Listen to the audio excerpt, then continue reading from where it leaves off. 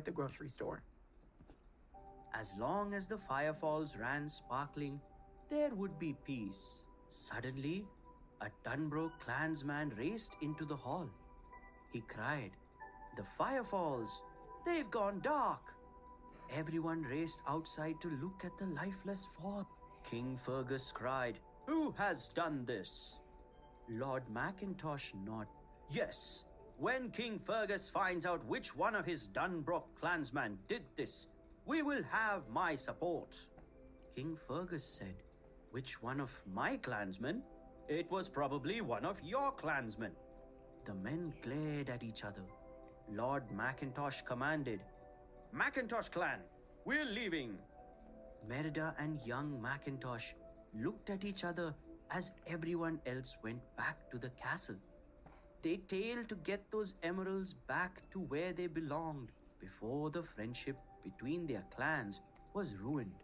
The pair tried to climb up to the cave, but the new, darkened water made the rocks too slippery. Suddenly, Merida saw a blue will-o-wisp. She knew it would lead them to their destiny. Merida and young Mackintosh didn't know what they would do, but they hurried back to the cave. The water of the firefalls was getting even darker. When they reached the cave, young Mackintosh tried to put the emerald back where he had found it. It nearly toppled off the stone ledge. Merida looked concerned and she said, "The two emeralds must have supported each other. What were they going to do without the other stone?"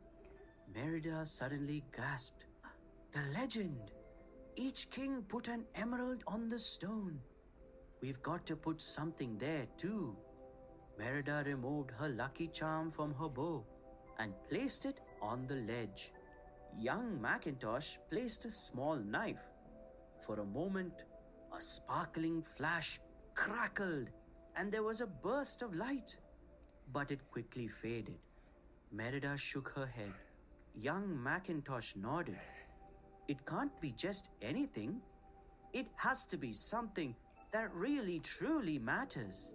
He carefully unpinned his family crest from his kilt sash and placed it on the ledge. A halo of green light surrounded the objects as they lit up with dazzling sparkles. A golden light flickered out from under the ledge, filling the whole cave. Then, finally, the water began to glow again. Merida and young Mackintosh raced from the cave just in time to see the firefalls turn from black into clear crystal blue.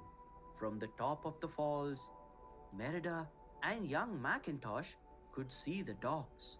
There, Clan Mackintosh was preparing to leave. Merida picked out her father, who was standing next to Lord Mackintosh. Merida said with a heavy sigh, "They're probably still shouting at each other." Quickly, Merida and young Mackintosh raced back down the falls and rowed towards the dock.